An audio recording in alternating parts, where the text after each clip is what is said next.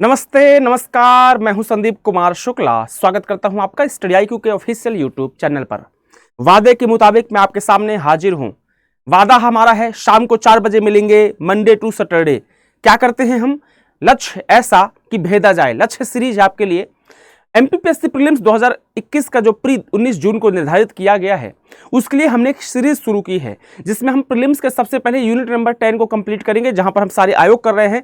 लगभग आयोग हो गए हैं, गिने चुने 2-3-4 क्लासेस में, बाकी पूरा का पूरा यूनिट 10 आपकी कंप्लीट हो जाएगी। क्लियर है? तो सारे वीडियोस को आपको डेली देखना है, अच्छे सिस्टमेटिक तरीके से देखना है।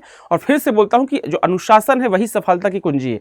डिसिप्लिन जरूरी है, डेली क्लास को देखना, डेली पढ़ाई करना, ये जीवन में जरूरी है। अगर आप ये नहीं करेंगे तो फिर सिलेक्शन मुश्किल हो जाएगा। मेरा नाम है संदीप कुमार शुक्ला। चलिए क्लास को शुरू करते हैं। तो आज का हमारा टॉपिक क्या है? मध्य प्रदेश खाद्य आयोग, MP का जो फूड कमीशन है, उसके बारे में आज हम डिस्कशन करेंगे। ये क्लास मेरी जो होती है शाम को 4 बजे एवरीडे होती है, मंडे टू सैटरडे। और मेरा नाम है संदीप कुमार शुक्ला। अगर आप मेरे से इंडिविजुअल कांटेक्ट करना चाहते हैं तो फेसबुक में संदीप कुमार शुक्ला, इंस्टाग्राम में, यूट्यूब में, टेलीग्राम में, व्हाट्सएप में, हर जगह अवेलेबल हूं। आप मुझसे कांटेक्ट कर सकते हैं। चलिए शुरू करते हैं। आज का पहला सवाल आपके स्क्रीन पर। When was the Madhya Pradesh food commission established? Madhya Pradesh खाद्य आयोग की स्थापना कब की गई थी? 4 ऑप्शंस आपके सामने हैं। मैं आंसर दूं इसका कि 21 जुलाई 2017, 21 जुलाई 2017 2017 में इसकी स्थापना की गई थी। क्लियर है? याद रखिएगा, इंपॉर्टेंट डाटा है, भूलेंगे नहीं। 21 जुलाई 2017 को मध्य प्रदेश फूड कमीशन की स्थापना की गई थी। क्लियर है? आइए इसके बारे में कुछ और जानते हैं। पहला तो डेट बता दिया मैंने आपको कि इस डेट को किया गया था। दूसरा, इस कमीशन की जो स्थापना की गई है उसका आधार क्या था? किस आधार पर, किस बेस में हमने इसकी स्थापना की है? इसका आधार था फूड सिक्योरिटी एक्ट 2013 की धारा 16। जो फूड सिक्योरिटी एक्ट था, खाद्य सुरक्षा अधिनियम था 2013 का, उसका जो सेक्शन 13 है, धारा 13 है, वो बात करता है स्टेट फूड कमीशन के बारे में। और उसी सेक्शन 16 के आधार पर, बेस के आधार पर, प्रोविजन के आधार पर हमने मध्य प्रदेश में फूड कमीशन की स्थापना की है। इसकी स्थापना हमने एक अधिनियम के तहत की है। इसको संवैधानिक दर्जा नहीं मिला, इसके बारे में कहीं पर संविधान में डिस्कशन नहीं किया गया है। तो ये कैसी बॉडी है? स्टैट्यूटरी बॉडी है, संविधिक संस्था है, इंपॉर्टेंट है। साथ ही साथ हेडक्वार्टर की बात कीजिएगा, भोपाल में जो सतपुड़ा भवन है मध्य प्रदेश का, वहां पर इसका हेडक्वार्टर है। इसका उद्देश्य क्या है? NFSA का बेहतर क्रियान्वयन। आपको मालूम है 2013 में जो नेशनल फूड सिक्योरिटी एक्ट आया था, उसका बेस्ट इंप्लीमेंटेशन हो सके, ये इसका कार्य है, उसका उद्देश्य है, ये इसका साध्य है। क्लियर? चलिए आगे चलते हैं। अगला सवाल, विच section of the act deals with the composition of the commission? आयोग की संरचना के बारे में कौन सा अधिनियम की कौन सी धारा बताती है? तो आपका जो नेशनल फूड सिक्योरिटी एक्ट है, आपका जो अधिनियम है, उसकी जो सेक्शन 16 है, धारा 16 है, वो उसके संरचना के बारे में डिस्कशन करती है। क्लियर है? याद रहेगा, इंपॉर्टेंट है। आइए इसके बारे में कुछ जानते हैं। अब जो सेक्शन 16 है, उसमें भी अगर आप थोड़ा डीप में जाएंगे तो क्लॉज में जाना पड़ेगा आपको। जो धारा 16 है उसके क्लॉज में जाएंगे तो सेक्शन 16 क्लॉज 1 संरचना की बात करता है, जिसमें वो कहता है कि एक चेयरमैन होंगे, 5 मेंबर्स होंगे और एक सेक्रेटरी होगा। 1+5+1 का कॉन्सेप्ट है। एक चेयरमैन, 5 मेंबर, एक सदस्य। इंपॉर्टेंट है, याद रखिएगा। इसमें एक और कॉन्सेप्ट ये है कि कम से कम 2 महिलाएं और एक शेड्यूल कास्ट और शेड्यूल ट्राइब का होना जरूरी है। मिनिमम 2, इस कमीशन में 2 महिलाएं होना चाहिए, मिनिमम 2 वुमेन, और एक व्यक्ति शेड्यूल कास्ट का और एक व्यक्ति शेड्यूल ट्राइब का होना कंपलसरी है। इंपॉर्टेंट है। क्लियर है? तो संरचना के बारे में धारा 16 में, और धारा 16 में भी कहां पर? धारा 16 का खंड 1 सेक्शन 16 क्लॉज 1। क्लियर है? चलिए आगे चलते हैं। अगला सवाल आपके स्क्रीन पर है। अगला सवाल क्या बोलता है? In which section of the act will the state government provide employees to the commission? राज्य सरकार आयोग को कर्मचारी प्रदान करेगी, यह अधिनियम की किस धारा में उल्लिखित है? 4 ऑप्शंस आपके सामने, 16(1), 16(4), 16(6), 16(7). इसका आंसर क्या हो जाएगा? हमारा धारा 16 खंड 7 सेक्शन 16 का जो क्लॉज 7 है, वो ये कहता है कि जो राज्य सरकार है वो इंप्लॉइज देगी, कर्मचारी देगी। भाई कमीशन का स्ट्रक्चर कितना है? 1+5+1 का है। अब अगर नेशनल फूड सिक्योरिटी एक्ट को इंप्लीमेंट कराना है तो एक टीम होना चाहिए, कर्मचारियों का समूह होना चाहिए, तभी तो आप करा पाएंगे। अदरवाइज कुछ क्या कर पाएंगे, कुछ नहीं कर पाएंगे आप। इसके लिए सेक्शन 16 क्लॉज 7 जो है वो प्रोविजन करता है, जो राज्य सरकार है वो इस कमीशन को एम्प्लॉइज मुहैया कराएगी, कर्मचारी मुहैया कराएगी। क्लियर है, याद रखिएगा, इंपॉर्टेंट है। आइए अगले सवाल की तरफ चलते हैं। अच्छा, पहले इसका एक्सप्लेनेशन देख लीजिएगा कि राज्य सरकार कर्मचारी प्रदान करेगी, यह अधिनियम की धारा 16(7) में है, मैंने आपको बता दिया। जो इस अधिनियम की 16(4) है, क्लॉज 4, धारा 16 का खंड 4 जो है, सेक्शन 16 का जो क्लॉज 4 है वो पदावधि की बात करता है, इनके टेन्योर की बात करता है, टर्म की बात करता है। वो क्या कहता है, वो कहता है कि जो चेयरमैन है और जो मेंबर्स हैं इनका टाइम पीरियड 5 इयर्स या फिर 65 इयर्स होगा। यार इस चीज को जरा स्टार लगा के नोट कीजिएगा, जब भी ये 5 और 65 टाइप का आता है ना, तो याद रखना यहां पर और लिखा होता है, ओ और। देखो एंड नहीं लिखा होता, एंड नहीं लिखा होता, हिंदी में और नहीं लिखा होता, एवं नहीं लिखा होता। याद रखना, एंड और एवं ये नहीं लिखा होता है। क्या लिखा होता है, हिंदी में लिखा होगा अथवा या कि फिर या, और इंग्लिश में लिखा होगा और, ये लिखा होगा। क्लियर है, इसको जरा नोट करना, नहीं तो अगर एंड और एवं होगा तो ये गलत है। यहां पर बहुत ज्यादा चांसेस होते हैं। कैसा एग्जाम में क्वेश्चन कैसे बनाएगा कि जो कमीशन के जो चेयरमैन मेंबर्स हैं उनकी पदावधि क्या है, ऑप्शंस में 50 इयर्स, 65 इयर्स, 50 एंड 65 इयर्स, 50 और 65 इयर्स, और अब एंड ऊपर होगा, एंड में जैसे दिखेगा 565 फट से टिक मार दोगे। ये होता है, शुरुआती दौर में मेरे से ही मॉक टेस्ट में होता था ऐसा। तो ये इस चीज से बचना है। यहां पर क्या लिखा है, और लिखा है, इंग्लिश में और, या फिर हिंदी में अथवा, या कि फिर हिंदी में या लिखा होगा। ये 3 चीजें, अगर आपके पास में एंड लिखा है, या हिंदी में और लिखा है, या तथा लिखा हुआ है, एवं लिखा हुआ है, याद रखना ये नहीं आंसर होगा, ये गलत हो जाएगा। क्लियर है, तो एंड और एवं तथा ये गलत है। क्या लिखा होगा, अथवा या और। इसको 2-3 बार मैंने रिपीट किया जानबूझ के, क्योंकि इंपॉर्टेंट है, यहां से क्वेश्चन पूछ लेता है। ठीक है, चलिए आगे चलते हैं। अच्छा, एक और चीज है, एक और ये क्लॉज लिखा हुआ है कि जो इस एक्ट का सेक्शन 16 क्लॉज 9 है, इस अधिनियम की जो धारा 16 का खंड 9 है, वो राज्य सरकार के द्वारा इनके हटाने की बात करता है। कमीशन के मेंबर चेयरमैन को हटाया जाएगा, इसका प्रोविजन इस सेक्शन में किया गया है। आइए अगले चलते हैं। When was the registration of Madhya Pradesh state organic certification? Madhya Pradesh राज्य जैविक प्रमाणीकरण का पंजीयन कब किया गया था, किस डेट को किया गया था? एमपीपीएससी का नेचर थोड़ा रहा है डेट पूछने का, इस कारण से आप देखते होंगे कि हमारा डेट पर और सेक्शंस पर ज्यादा फोकस रहता है। जनरल चीजें तो आप पढ़ ही लेते हैं, लेकिन जो थोड़ा ऐसी चीजें हैं जो कॉम्प्लिकेटेड हैं वो हम थोड़ा ज्यादा फोकस करते हैं। तो 6 नवंबर 2006, 6 नवंबर 2006 को माय डियर मध्य प्रदेश राज्य प्रमाणीकरण का पंजीयन किया गया था। When was the registration of Madhya Pradesh state organic commission? Answer is 6 November 2006। Important है, याद रखिएगा। क्लियर है, चलिए आगे चलते हैं अगले सवाल की ओर। आफ्टर हुज अप्रूवल 2 और more state can establish a United state food commission? Clear है, किसके अनुमोदन के पश्चात 2 या 2 से अधिक राज्य संयुक्त राज्य खाद्य आयोग की स्थापना कर सकते हैं? अगर ऐसा हो कि दो स्टेट से 2 से अधिक स्टेट मिलकर के एक ज्वाइंट फूड कमीशन बनाना चाहते हैं, तो ये किसकी परमिशन से होगा? किसकी परमिशन से होगा? ये सेंट्रल गवर्नमेंट की परमिशन से होगा, ध्यान रखिएगा। ठीक है, इसके लिए प्रेसिडेंट, राज्यपाल या वाइस प्रेसिडेंट की परमिशन नहीं चाहिए। अगर ऐसा करना है कि 2 या 2 से अधिक राज्य जो हैं वो मिलकर के अपना एक कोई ज्वाइंट फूड कमीशन बनाना चाहते हैं, संयुक्त खाद्य आयोग बनाना चाहते हैं, तो ऐसी कंडीशन में अगर सेंट्रल गवर्नमेंट परमिट कर देती है, परमिशन दे देती है, तो वो ऐसा कर सकते हैं। आसान है, बच्चों वाला क्वेश्चन है। ठीक है, चलिए कुछ इंपॉर्टेंट बातें हैं जो संयुक्त राज्य खाद्य आयोग के बारे में, ज्वाइंट फूड कमीशन के बारे में आइए जानते हैं। पहला, राष्ट्रीय खाद्य सुरक्षा अधिनियम 2013 की धारा 19 के तहत अधिनियम के कार्यान्वयन की मॉनिटरिंग करने और उसका मूल्यांकन करने हेतु केंद्र सरकार के अनुमोदन पर 2 या 2 से अधिक राज्य मिलकर संयुक्त राज्य खाद्य आयोग का गठन कर सकते हैं। जो नेशनल फूड सिक्योरिटी एक्ट 2013 का है, उसका जो सेक्शन 19 है, धारा 19 है, वो ये कहती है कि भैया जो अधिनियम के उद्देश्य है, टारगेट है, उसको पूरा करने के लिए अगर 2 राज्य या 2 से अधिक राज्य चाहते हैं तो वो मिल करके ज्वाइंट फूड कमीशन बना सकते हैं। कोई दिक्कत नहीं। कहां लिखा है ये? नेशनल फूड सिक्योरिटी एक्ट की सेक्शन 19 में, धारा 19 में। क्लियर है, चलिए आगे चलते हैं अगले सवाल की ओर। अगला सवाल क्या बोलता है? According to the food and agriculture organization how many pillars of food security are there? खाद्य एवं कृषि संगठन के अनुसार खाद्य सुरक्षा के मुख्य कितने स्तंभ होते हैं? कितने स्तंभ होते हैं? इसके टोटल मुख्य स्तंभ होते हैं 4 होते हैं। कौन कौन से होते हैं आइए देख लेते हैं। देखिए, पहला होता है उपलब्धता। खाद्य और कृषि संगठन के अनुसार खाद्य सुरक्षा के, फूड सिक्योरिटी के 4 उपलब्धता, अवेलेबिलिटी होना चाहिए। दूसरा खरीद सामर्थ्य, इतना सामर्थ्य होना चाहिए कि इंसान खरीद सके, अफोर्ड कर सके।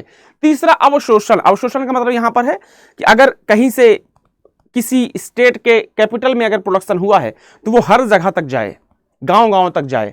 किसी पर्टिकुलर एरिया में अगर गेहूं हुआ है और कहीं पर चना हुआ है तो गेहूं चना तक जाए, चना गेहूं तक जाए। ऐसा ना हो कि एक पर्टिकुलर एरिया में ही सिमट कर रह जाए। समझ गए मैं क्या बोल रहा? जैसे फॉर एग्जाम्पल कि आप जब पौधे को पानी देते हैं तो पौधे को जब पानी देते हैं तो क्या होता है कि आपने पानी दिया और पानी जड़ों तक, हर एक जड़ तक पहुंचता है, वही है। क्लियर है? साथ में स्थिरता, ऐसा ना हो कि इसका होर्डिंग हो जाए, जमाखोरी हो जाए और आप इसको उपलब्ध तो करा पा रहे हैं लेकिन पर्टिकुलर टाइम के लिए आप सस्टेन नहीं कर पा रहे हैं। सस्टेनेबिलिटी जरूरी है, सस्टेनेबिलिटी हर चीज में जरूरी है। मैं आप लोगों को भी कहता हूं, हमेशा कहता हूं कि आप लोग कोशिश कीजिए जब पढ़ाई करते हो तो सस्टेनेबिलिटी के साथ पढ़ाई कीजिए। अगर आप सस्टेनेबिलिटी के साथ पढ़ाई नहीं करेंगे तो आपका सिलेक्शन मुश्किल हो जाएगा। कैसे? मैं 1000 बार बोलता हूं कि हमारे अंदर एक आदत क्या होती है कि हमने आज 5 घंटा पढ़ लिया, कल 2 घंटा पढ़ लिया। नहीं, सस्टेनेबल कर लो ना। ऐसा करो कि एक साथ पढ़ाई करो, लगातार उतनी ही लगभग पढ़ाई करते चलो। आपने 5 घंटे डिसाइड किया तो 5 घंटे डिसाइड मतलब डिसाइड। हमारे एक भैया हैं, हर्ष सिंह नाम है उनका, ठीक है, ऑल इंडिया 51 या 52 रैंक आया था उनका। इस टाइम पे मध्य प्रदेश कैडर के आईएएस हैं 2015 के, और इस टाइम पे उनकी पोस्टिंग सीहोर जिले में है, सीईओ जिला पंचायत है। तो उनका एक बड़ा शानदार स्टेटमेंट, मेरी जब भी उनसे बात होती है तो उन्होंने एक बड़ा शानदार एक बार स्टेटमेंट दिया था कि संदीप, मैं कभी भी कुछ भी हो जाए, मैंने कसम खा के रखी थी कि मैं दिन में 10 आंसर जरूर लिखता था, 8-10 आंसर एवरीडे लिखता था मैं, एवरीडे।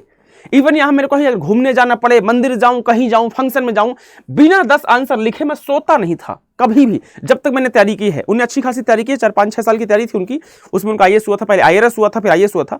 उन्होंने बोला मैं कभी भी कुछ भी हो जाए मैं पेपर आंसर जरूर लिखता था। तो उन्हें सस्टेनेबल उसको मेंटेन किया। ये हमको भी करना है। प्री के क्वेश्चन की प्रैक्टिस हो, चाहे मेंस के क्वेश्चन की प्रैक्टिस हो, चाहे हिस्ट्री हो, जो कोई भी सब्जेक्ट हो, सस्टेन करना पड़ेगा। अगर आप सोचो कि एक दिन पढ़ाई कर ली, दूसरे दिन नहीं करेंगे। M Laxmikanth for example book है, कितने टॉपिक है? मान लो 40 टॉपिक है, 40 दिन का डिसाइड कर लो भाई, एक दिन में एक टॉपिक मेरे को पढ़ना है, चाहे जो हो जाए। अब मैं नहीं बोलता कि आप एक दिन में 10 टॉपिक पढ़ो ना, एक दिन में एक टॉपिक करो ना, 40 दिन में देखो पूरी लक्ष्मीकांत कंप्लीट हो जाएगी। किताबें कितनी यार, पीएससी के लिए ज्यादा नहीं पढ़ना हमको, सिस्टमैटिक एक बार डिसाइड कर लो सिलेबस को, उसको अच्छे से पढ़ लो, आपका काम हो जाएगा। ठीक है, चलिए आगे चलते हैं। अगला क्वेश्चन है, कृषि लागत और मूल्य आयोग की स्थापना कब हुई थी? When was the commission for agriculture cost and prices established? 4 options आपके सामने हैं, तो इसका आंसर क्या हो जाएगा? इसका आंसर हो जाएगा जनवरी 1965 में, जनवरी 1965 में इसका एस्टेब्लिशमेंट किया गया था। इंपॉर्टेंट क्वेश्चन एग्जाम में आ चुका है। क्लियर है? कुछ बातें इसके बारे में जानते हैं कि जो कृषि लागत मूल्य आयोग है, इसकी स्थापना हुई है जनवरी 1965 में। किस मंत्रालय के तहत कार्य करता है? कृषि, किसान और कृषि कल्याण जो मंत्रालय है इसके तहत कार्य करता है। अगर संरचना की बात करोगे, स्ट्रक्चर की बात करोगे, तो एक अध्यक्ष होता है, एक सेक्रेटरी होता है, एक सदस्य होता है, इंपॉर्टेंट है, ठीक है, और एक सदस्य गैर सरकारी होता है। क्लियर है? 1 चेयरमैन हो गया, 1 सेक्रेटरी हो गया, एक सदस्य हो गया जो अधिकारी होता है, और एक सदस्य जो होता है वो गैर सरकारी होता है। 1+1+1+1 का स्ट्रक्चर है। हेडक्वार्टर की बात करोगे, हेडक्वार्टर कहां पर है इसका? नई दिल्ली में हेडक्वार्टर है। इंपॉर्टेंट क्वेश्चन याद कर लीजिएगा। आगे चलते हैं। Under which act was the Madhya Pradesh food commission formed? Madhya Pradesh खाद्य आयोग का गठन किस अधिनियम के तहत किया गया है? बिल्कुल सिंपल क्वेश्चन है। अभी लास्ट में ही इसी वीडियो में ही शुरू में डिस्कस किया मैंने कि जो नेशनल फूड सिक्योरिटी एक्ट है 2013 का, इस अधिनियम के तहत, नेशनल फूड सिक्योरिटी अधिनियम के तहत, इस एक्ट के तहत हमने मध्य प्रदेश का जो फूड कमीशन है उसको बनाया है, उसका गठन किया है। याद रखिएगा, इंपॉर्टेंट क्वेश्चन है। क्लियर है? चलिए इसके बारे में एक और बात लिख दीजिएगा कि जो मध्य प्रदेश का जो फूड कमीशन है उसको सिविल न्यायालय की शक्तियां प्राप्त हैं, सिविल कोर्ट का पावर उसके पास में अवेलेबल है। क्लियर है? चलिए आगे चलते हैं। अगला सवाल है, who appoints the chairman and members of Madhya Pradesh state food commission? Madhya Pradesh राज्य खाद्य आयोग के अध्यक्ष और सदस्यों की नियुक्ति कौन करता है? तो एमपी स्टेट के जो फूड कमीशन के जो मेंबर्स और जो चेयरमैन होते हैं, इनका जो अपॉइंटमेंट लाजमी सी बात है कौन करेगा? स्टेट गवर्नमेंट करेगी। कौन करेगी? State government. अगर नेशनल की बात करोगे तो यूनियन गवर्नमेंट, केंद्र सरकार करेगी, और अगर स्टेट की बात कीजिएगा तो स्टेट गवर्नमेंट करेगी। क्लियर है? चलिए आगे चलते हैं। अगला सवाल है, मध्य प्रदेश खाद्य आयोग के पहले अध्यक्ष कौन थे? फर्स्ट कौन थे, वर्तमान में कौन है, याद होना चाहिए, इंपॉर्टेंट है। तो मध्य प्रदेश फूड कमीशन के जो पहले चेयरमैन थे कौन थे? राजकिशोर सवाई। कौन? सवाई। याद करने का तरीका ऐसा है कि जो फूड कमीशन है, फूड मतलब खाने की बात हो रही है, और सवाई जब बोलोगे तो ऐसा लगे जैसे सेवइयां की बात हो रही है। ऐसे याद, देखो कुछ चीजें आपको ऐसे याद करना पड़ेगा। कुछ चीजें अगर आप ऐसे याद करोगे तो आपका बड़ा आसान हो जाता है चीजें याद करना। अदरवाइज देखो, आपको ही मालूम है कि जो पीएससी का नेचर थोड़ा फैक्चुअल होता है, और जो पीएससी का नेचर अगर फैक्चुअल होता है तो हम अगर थोड़ी ट्रिक वगैरह इस्तेमाल करेंगे, मेरे पास ट्रिक है करीब 1,500-2,000 ट्रिक है, कभी मौका मिला तो उसकी सीरीज चालू करेंगे। अब जैसे फॉर एग्जांपल एक एग्जांपल देता हूं आपको मैं। अब जैसे विंध्य, नर्मदा, सतपुड़ा, ताप्ती, हमेशा यहां से क्वेश्चन पूछता है, यहां से टोटल मिला के लगभग 15-20 क्वेश्चन पूछता है। जनरल क्वेश्चन की बात कर रहा हूं मैं एक सिंपल सी लाइन लिखूंगा, उसको अगर आपने याद कर लिया तो करीब 7-8-9 क्वेश्चन का काम हो जाएगा। कैसे? आपने सचिन तेंदुलकर का नाम सुना है, सबने सुना होगा। अगर मैं ऐसा बोलूं कि वेरी नाइस सचिन तेंदुलकर, तो कोई दिक्कत है किसी को? वेरी नाइस सचिन तेंदुलकर, कोई दिक्कत नहीं है, हो गया। वी से हो जाएगा विंध्य, आपको मालूम है नॉर्थ में विंध्य है। एन से हो जाएगा नर्मदा, विंध्य के साउथ में नर्मदा है, ये नर्मदा लिख दिया मैंने, ये विंध्य लिख दिया। एस से हो जाएगा सतपुड़ा, नर्मदा के साउथ में सतपुड़ा है। और टी से हो जाएगा ताप्ती, सतपुड़ा के साउथ में कौन है? ताप्ती। कैसे क्वेश्चन पूछेगा? पहले तो पूछेगा भाई चारों का नाम लिखेगा, बोलेगा नॉर्थ से साउथ बताओ या साउथ से नॉर्थ बताओ, तो आप VNST very nice Sachin Tendulkar याद रखेंगे, खत्म। दूसरा पूछेगा कि विंध्य और सतपुड़ा के बीच में कौन सी नदी बहती है, पूछा है एग्जाम में। नर्मदा और ताप्ती के बीच में कौन सा पर्वत है, पूछा है एग्जाम में। विंध्य और ताप्ती के बीच में कौन कौन अवेलेबल है, पूछा है। ऐसे क्वेश्चन एग्जाम में आते हैं। अब ये वेरी नाइस सचिन तेंदुलकर याद है, तो ये मैंने बच्चों वाला कॉन्सेप्ट बताया, बच्चों वाली ट्रिक थी। और भी ऐसी ट्रिक्स है जिससे कि आपका बेसिक कुछ चीजें याद हो जाती हैं। अब राजकुमार सवाई कभी नहीं पूछोगे भाई, राजकिशोर सवाई फूड कमीशन के पहले चरण, फूड मतलब खाना, खाना सेवैयां से याद हो रहा है, तो वो चीजें लिंक कर जाती हैं, वो कभी नहीं भूलोगे। अब जैसे निर्वाचन आयोग है, जो हमारा स्टेट का निर्वाचन आयोग है, तो जब मैंने अभी कराया था तो मैंने क्या कराया था? नी कैसे? नी मतलब निर्वाचन, और दूसरे नी से मतलब था, नी मतलब लोहानी साहब पहले चेयरमैन थे, पहले कमिश्नर थे स्टेट इलेक्शन कमीशन के। ये याद करने का तरीका है, याद कर लेगा तो चीजें दिमाग में रह जाती है। क्लियर है? चलिए आगे चलते हैं अगले सवाल की ओर। At how many levels vigilance committees have been constituted under Madhya Pradesh state food and commission? Madhya Pradesh राज्य खाद्य आयोग के अंतर्गत कितने स्तर पर सतर्कता समितियों का गठन किया गया है? कितने स्तर पर किया गया है? 4 स्टेज पर किया गया, 4 स्तर पर किया गया। क्लियर है? चलिए आगे चलते हैं। ये 4 स्तर कौन कौन से हैं जरा देख लेंगे। पहला स्टेट लेवल पे होता है, फिर उसके नीचे जाओगे तो डिस्ट्रिक्ट लेवल पे होता है, विकास खंड लेवल पे होता है, और उचित मूल्य की दुकान स्तर पर होता है। ठीक है, और ये टॉपिक इस कारण से भी इंपॉर्टेंट है क्योंकि आपको मालूम है कि जो मेरा फाइनल सिलेक्शन फूड इंस्पेक्टर में हुआ था वो इसी में ही हुआ था, इसी फील्ड में हुआ था। ठीक है, तो इस कारण से भी ये टॉपिक थोड़ा सा मेरे नजदीक रहता है। ऊपर से मेरा जो बैकग्राउंड है एग्रीकल्चर का बैकग्राउंड, हालांकि मेरे पिताजी अधिकारी थे, उसके बावजूद भी एग्रीकल्चर का अच्छा खासा बैकग्राउंड रहा है। अभी भी घर जाता हूँ तो आप देखिए, मैं खेती में पार्टिसिपेट करना बड़ा अच्छा लगता है। भाई खेती इंपॉर्टेंट है, खेती जान है। ठीक है, बाकी सारी चीज़ें, लेकिन खेती जरूरी है। मेरा मन है एक पढ़ाऊंगा 2 साल 4 साल 6 साल 8 साल जब तक पढ़ाए, उसके बाद जब पूरा भर गया कि हाँ भैया खूब पढ़ा लिया, चलो अब चलते हैं, तो अब खेती करेंगे आराम से। ठीक है, चलिए आगे चलते हैं अगले सवाल की ओर। मध्य प्रदेश खाद्य आयोग के तहत जिला स्तर पर कौन शिकायत का निवारण करता है? Under the Madhya Pradesh food commission who redress the grievances at the district level? अगर डिस्ट्रिक्ट लेवल की बात कीजिएगा तो कौन है जो इसका शिकायतों का निवारण करता है? तो करते हैं कौन? जिला दंडाधिकारी, जो डिस्ट्रिक्ट मजिस्ट्रेट होते हैं डिस्ट्रिक्ट लेवल पे, वो शिकायतों का निवारण करते हैं। आयोग के कुछ और कार्य हैं, देखते हैं। पहला, जिला शिकायत निवारण अधिकारी के आदेशों के विरुद्ध अपील की सुनवाई करना, एक। दूसरा, अधिनियम के प्रभावी कार्यान्वयन के लिए राज्य सरकार को सलाह देना, एक्ट को कैसे इंप्लीमेंट किया जाए उसके लिए गवर्नमेंट, स्टेट गवर्नमेंट को एडवाइस करना। स्पेशल रिपोर्ट, वार्षिक रिपोर्ट विधानसभा मंडल के सामने पेश करना। जो एनुअल रिपोर्ट होती है उसको विधानसभा के सामने पेश करना, विधानमंडल के सामने। और अगर स्पेशल रिपोर्ट भी अगर मांगी गई है तो उसको भी पेश करना। अधिनियम के कार्यान्वयन का मॉनिटरिंग करना, वो जो एक्ट है वो कितना काम कर रहा है, कितना इंप्लीमेंट हो रहा है, कितने लेवल पे जा रहा है, उस सब का क्या करना? मॉनिटरिंग करना। क्लियर है? चलिए अगला सवाल है, which is the nodal agency of national food safety and standards authority? राष्ट्रीय खाद्य सुरक्षा और मानक प्राधिकरण की नोडल एजेंसी कौन सी है? 4 ऑप्शंस आपके सामने है, तो इनकी एजेंसी कौन सी है, कौन को देखती है? इनको देखती है आपका ministry of health and family welfare. Clear है? तो ministry of health family welfare जो है वो नोडल एजेंसी है, किस चीज का? National food safety and standard authority का। क्लियर है? चलिए अगले सवाल की ओर चलते हैं। भारतीय खाद्य सुरक्षा और मानक प्राधिकरण की स्थापना कब हुई थी?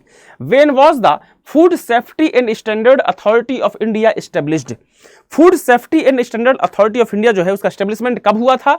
बच्चों वाला क्वेश्चन है, आसान क्वेश्चन है। कब किया गया था? 5 सितंबर 2009 को। कब? 5 सितंबर 2009 को किया गया था। क्लियर है? चलिए इसके बारे में एक नेक्स्ट क्वेश्चन आपके सामने है। Regarding the service conditions of the chairman and members of Madhya Pradesh food commission the correct option is? Madhya Pradesh food commission के बारे में 3-4 पॉइंट्स यहां पर लिखे हैं, इसमें से बताना कि कौन सा सही है। पहला, पुनः नियुक्ति के पात्र होते हैं, 1। दूसरा, नियुक्ति के बाद अलाभकारी परिवर्तन नहीं होता है, 2। तीसरा, राज्य सरकार को त्यागपत्र देते हैं, 3 ही पॉइंट हैं, तीनों के तीनों सही हैं। याद रखना, पुनः नियुक्ति के पात्र होते हैं, नियुक्ति के बाद अलाभकारी परिवर्तन नहीं होगा और राज्य सरकार के द्वारा इनका त्यागपत्र लिया जाता है। तीनों के तीनों पॉइंट सही है। क्लियर है? ये देख सकते हैं आप, पुनः नियुक्त हो सकता है, बिल्कुल रीअपॉइंटमेंट होता है, नियुक्ति के बाद कोई लाभकारी परिवर्तन नहीं होगा, इनके सैलरी अलाउंसेस में कोई डिक्रीज नहीं किया जाएगा, वेतन भत्ते जो है वो स्टेट गवर्नमेंट देती है, हटाने की बात करोगे तो स्टेट गवर्नमेंट के द्वारा हटाया जाता है, जो इनको हटाने का प्रोसेस होता है वो दिवालिया घोषित अगर हो जाए तो ऐसी कंडीशन में, पद का दुरुपयोग करने पर, पद के दौरान लाभ की स्थिति होने पर, या फिर न्यायालय द्वारा अपराध सिद्ध होने पर, इन कंडीशंस में आयोग के मेंबर चेयरमैन को उनके पद से हटाया जाता है। किसके द्वारा? स्टेट गवर्नमेंट के द्वारा। ठीक है, चलिए आगे चलते हैं। अगला सवाल है, who among the following can become the chairman और member of the state food commission? इनमें से कौन है जो स्टेट फूड कमीशन का चेयरमैन और मेंबर बन सकता है? 3-4 पॉइंट्स लिखे, इसमें से देखते हैं कौन सा सही है। पहला, अखिल भारतीय का सदस्य रहा हो या हो, ऑल इंडिया सर्विसेज का मेंबर रहा हो, 1। दूसरा, जिनके पास कृषि, नागरिक आपूर्ति, पोषण, स्वास्थ्य के क्षेत्र का अनुभव हो, ऐसा कोई पर्सन जिसके पास एग्रीकल्चर का या फूड का या स्वास्थ्य हेल्थ डिपार्टमेंट का नॉलेज हो। अगला है, खाद्य नीति या लोक प्रशासन में व्यापक ज्ञान हो, जो फूड पॉलिसी है या पब्लिक एडमिनिस्ट्रेशन है इसका अच्छा खासा नॉलेज हो। तो क्या ऐसे तीनों लोगों को, इस तीनों कंडीशन को फुलफिल करने वालों को क्या कमीशन में मेंबर चेयरमैन बना जाता है? बिल्कुल हाँ, ये तीनों के तीनों पॉइंट सही हैं, तीनों के तीनों पॉइंट इसके सही है। क्लियर है? चलिए, इस वीडियो के लिए इतना ही। हमने जितने डायमेंशन से हमने कोशिश की है ये आपको हम सारा का सारा समझाएं। और फिर से बोलता हूं कि याद रखिएगा, टीचर जो होता है, जो शिक्षक होता है, वो आपके लिए एक मार्गदर्शक होता है। वो कभी आपसे ऐसी बात नहीं करेगा जिससे आपका नुकसान हो, क्योंकि याद रखिएगा, आपका सिलेक्शन होगा इससे ज्यादा मुझे खुशी होगी, मुझे ज्यादा हैप्पीनेस मिलेगी, मेरे को बहुत खुशी की अनुभूति होगी। लेकिन अगर आपका कुछ खराब होगा तो उससे मुझे कुछ नहीं मिलने वाला। क्लियर है? आपका सिलेक्शन होगा तो लाजमी सी बात है, आप मेरे पास आएंगे, मिलेंगे, मेरे को अच्छा लगेगा, मेरे को यार चलो मेरे द्वारा पढ़ाने से अगर किसी का, देखो सिलेक्शन तो बच्चे के पढ़ने से होता है। 99.9% बच्चा सिलेक्शन कर लेता है, 0.1% टीचर का रोल होता है, सब मैं मान के चलता हूँ। क्लियर है? तो याद रखिएगा, आप पढ़ाई कीजिए, खूब अच्छे से पढ़ाई कीजिए, और आपको जो एडवाइस दी जाती है उसको अच्छे से फॉलो कीजिए। और फिर से बोलता हूँ, जो भी हम वीडियोस में पढ़ाते हैं, जितनी हम वीडियोस में पढ़ा रहा हूँ, मैं ये क्लेम कभी नहीं करूँगा कि आपने अगर मेरा वीडियो देख लिया तो आपका सिलेक्शन हो जाएगा ना। आपको वीडियो देखने के अलावा भी एक कोई रेफरेंस बुक आपके पास हमेशा होनी चाहिए, इस बात को ध्यान रखना। मैं झूठ नहीं बोल सकता कि नहीं आपने अगर मेरा वीडियो देख लिया तो आपका सिलेक्शन हो जाएगा, ये गलत है। इस वीडियो को देखने के बाद आपके पास एक अच्छी सी रेफरेंस बुक होना चाहिए जिससे आप बाकी डायमेंशंस को टच कर सको। मिलते हैं अगले वीडियो में, तब तक के लिए अपना ध्यान रखिए। और फिर से बोलता हूं, ईमानदारी से की गई मेहनत का व्यर्थ नहीं होती है। खूब मेहनत कीजिए, जम के मेहनत कीजिए। God bless you.